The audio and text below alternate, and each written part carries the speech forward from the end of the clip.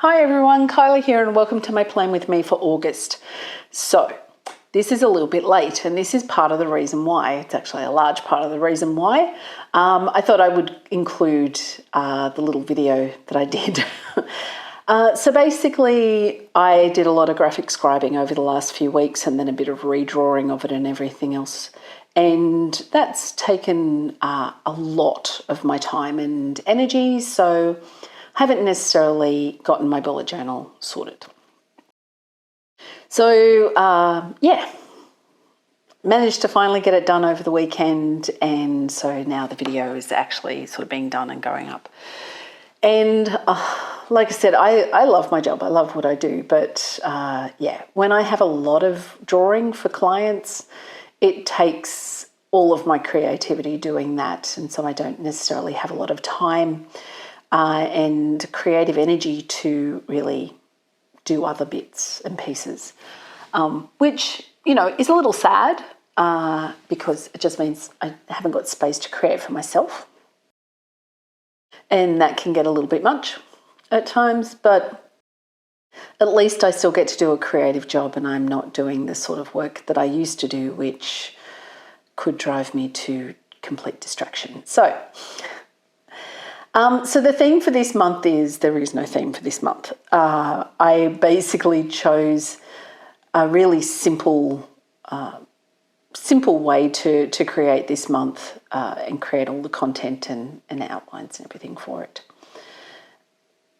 Some of it is some of the things that I do for like my art play or my art practice, and just, you know, creating little simple bits and pieces with a lot of watercolour and just simple pen work, and you'll see this as you go through. So yeah,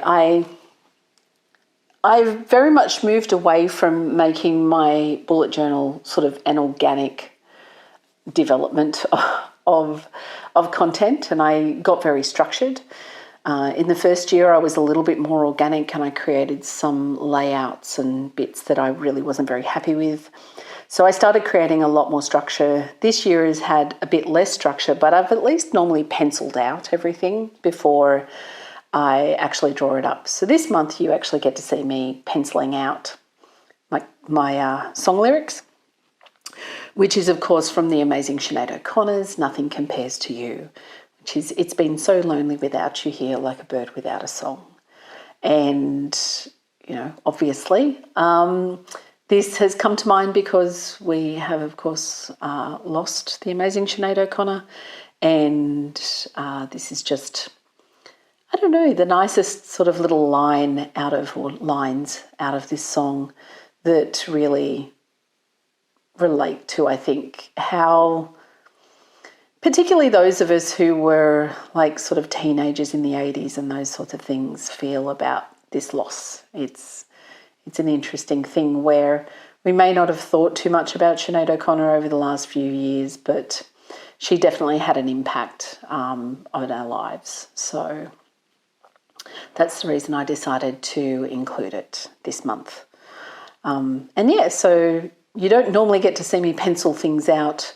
And this was a very easy one. I didn't put a lot of sort of, I guess, creative thought into how I could do this one. But yeah, you actually get to see me pencil it as well as ink it, which is normally the only thing you get to see. So I just went for having a really loose structure this month because I didn't really have time to pencil my bullet journal out and then do it all. I've just decided to create on the fly, and I'm pretty happy with how it came out. And the thing is, when I was doing this in the past,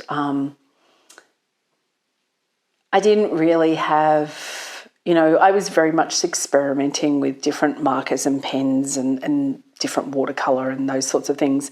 And I didn't really have necessarily a style of my own as I was going through and playing with these things. And so I ended up, you know, like I said, with a few layouts and a few colouring disasters and things that I really wasn't very happy with, which is why I took to structuring it a lot more. I'm a little bit less, I've gotten better at being less perfectionist about my bullet journal now because it is my journal, it is my diary, it doesn't need to be perfect.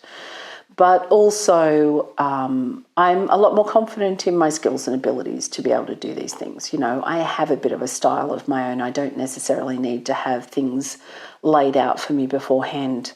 I've done a lot more playing and experimenting and creating to sort of come up with things that I can do without necessarily having to put a great deal of thought into it, which is nice, It's nice to sort of have that level of skill and a confidence in what I do and how I do it. So, yeah, it's been a nice little sort of lesson for me because when I just went, oh, look, I'm just going to create it on the fly and we'll just live with it. There was a little part of my brain that went, no, we don't do that. And then I went, no, we got this. It's all good. And yeah, having that little bit of more confidence in my creative skill is a nice sort of thing that's come from doing a lot of this bullet journaling, but also doing more of my illustration work and that for clients, and also just creating space for me to have like an art practice and to play with techniques and play with different mediums and, yeah, just generally improve my skills overall. So, yeah, that's been a nice little realisation of doing this time was like, oh, actually, I'm pretty comfortable with just being able to create. And, does it look perfect? No, but oftentimes when I lay everything out, it still doesn't look perfect because there's no such thing as perfect. And I just need to get over it. So, yeah. Point to any of the other perfectionists out there in the world. There's no such thing as perfect. It's never going to look as good as it does in your head because in your head it's a combination of a whole heap of different things. You're not just considering something visually, you're also thinking in words and emotions and memory and everything else in there. So, don't stress yourself out about it.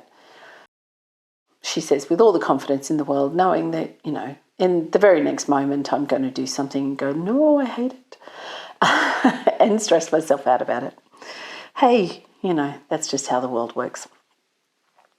So, yeah, so I've had a really busy August. It's also been a very warm August. August is normally a month where we end up with a bit of snow, and I don't even think we've had any frost in August so far. So, it's a little bit disappointing.